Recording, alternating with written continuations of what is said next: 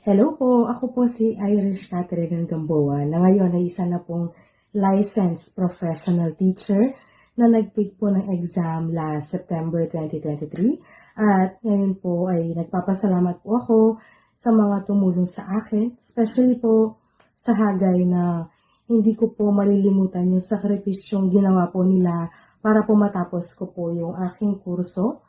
Ngayon po ay magpapaskong lisensyado po ako. So, bibigay po ako ng maikling kwento kung paano ko po ba naisipang mag-aral ng methods of teaching para maging licensed professional teacher. Nag-graduate po ako ng college 2018 as business management, so business course from Holy Angel University from Angeles, Pampanga. So, I don't have any idea kung ano po talaga kukunin kong kurso pagtutong ko po ng kolehiyo. Ang mga magulang ko po ay graduate ng education. Ang mga kapatid po ng mama ko ay mga teachers. So, parang nasa dugo po talaga ang pagiging teacher. So, ang work ko po as a business course is I'm a virtual assistant working at home. So, after po ng work ko, wala na po akong ginagawa. So, nainip po ako. One of my friends recommended this school and said, try mo na kasi wala namang mawawala. Wala namang mawawala if tatry mo, if susubukan mo. Tinry ko po siyang yung natapos ko siya. Tapos sabi ko, i-take ko na ng September. Sabi ko, it's now or never. So sabi nila, may mga kuro-kuro na ang hirap ng majorship mo, social science.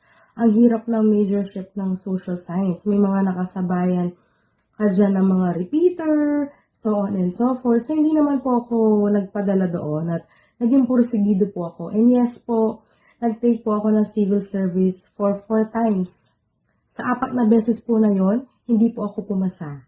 So, 4 na beses po ako nag-try, 4 na beses po akong sumubok, pumila sa mga mahahabang pila, pumila sa mga pila na aabutin ka maghapon, tapos hindi ka papasa, magbabayad ka ng 500 pesos, hindi mo alam kung papasa ka o hindi. Tinry ko ang board exam ng licensed professional teacher.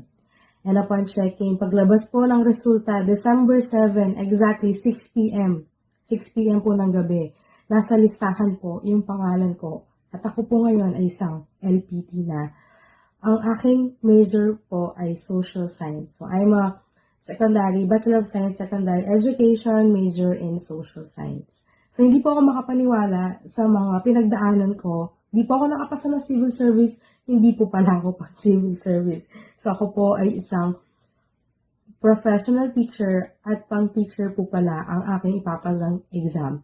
So sa mga aspiring teachers po, sa mga gustong sumubok at mag-board exam, huwag po kayong panghinaan ng loob. It takes time. So sabi nga nila, Lord's perfect timing. Eh masasabi ko po yung journey ko bilang LPT at yung naging journey ko from day 1 up to this day, na malapit na po ako mag-oath taking next year, January 6, I'm really happy na I'm a licensed professional teacher now. So, maraming salamat po, Hagay, sa mga tumulong po sa akin para matamo ko po itong pangarap ko na ito, kundi din po dahil sa inyo, wala po ako ngayon. And ako po ay nangangako sa mga aspiring teachers na mga gusto magtanong or mag-message kung ano po ba yung mga tips and mga gusto nyo pong malaman, I can share it with that naman po. Yes po, I'm working in the morning and then in the evening and the afternoon, nag-aaral po ako. So, hindi po siya naging madali, pero kung talagang pursigido ka at alam mo kaya mo, makakaya at makakaya mo. So, again, maraming salamat po. I can proudly say that I'm now a licensed professional teacher and thank you very much po. Thank you po!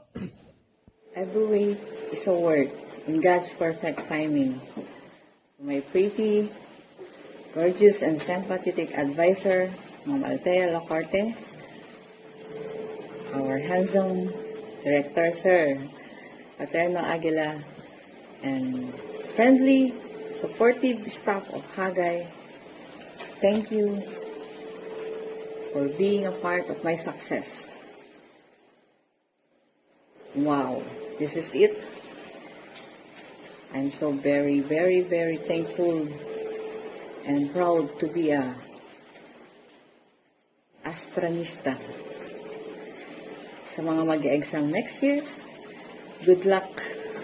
Laban lang tayo para sa pangarap. More power and God bless you more, Hagay family.